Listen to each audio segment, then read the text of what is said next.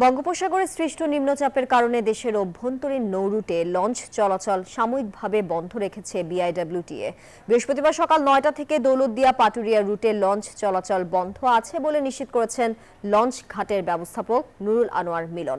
বৈরী আবহাওয়ার কারণে বরিশালেও নদীবন্দর থেকে অভ্যন্তরীণ নৌপথের সকল লঞ্চ চলাচল বন্ধ ঘোষণা করা হয়েছে। বিআইডব্লিউটিএ কর্তৃপক্ষ জানায়, পরিস্থিতি স্বাভাবিক হলে পুনরায় লঞ্চ চলাচল শুরু হবে, তবে ফেরি চলাচল স্বাভাবিক আছে। এছাড়া নোয়াখালীর হাতিয়ার সঙ্গে সারা দেশের নৌ যোগাযোগ বন্ধ রয়েছে।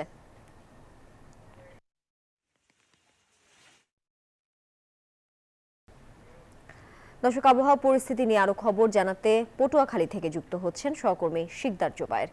শিকদার, আপনি এখন যে এলাকায় আছেন সেখানে আবহাওয়া এখন এই মুহূর্তে কেমন দেখছেন, আর বৃষ্টি কি এখনো হচ্ছে কিনা জানাবেন।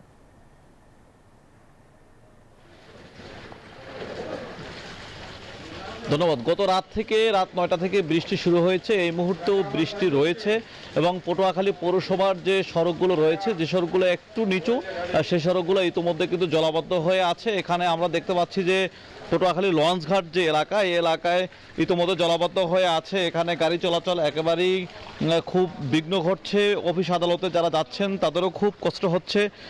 শিক্ষার্থীরা, পথচারীরা সকলেই কিন্তু চরম ভোগান্তির মধ্যে পড়ছেন। বিশেষ করে এই এলাকার পটুয়াখালী পুরান বাজার এলাকার ব্যবসায়ীরা, লঞ্চঘাট এলাকার ব্যবসায়ীরা, তারা কিন্তু চরম কম রয়েছে।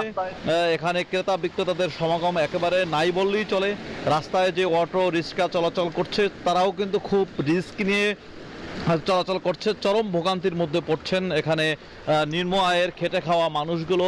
পটুয়াখালীর শুধুমাত্র এই সড়কটি নয়, এখানের পৌরসভার নিচু যে সড়কগুলো রয়েছে সকল সড়কই এভাবে জলাবদ্ধ অবস্থায় রয়েছে। পৌরবাসী রয়েছে চরম ভোগান্তিতে। ৩ নম্বর সতর্ক সংকেত কিন্তু জারি রয়েছে, যার কারণে লঞ্চ চলাচল একেবারেই বন্ধ ঘোষণা করেছে বিআইডব্লিউটি কর্তৃপক্ষ। এতটুকু ছিল পটুয়াখালী থেকে আমার কাছে এই মুহূর্তের সবশেষ।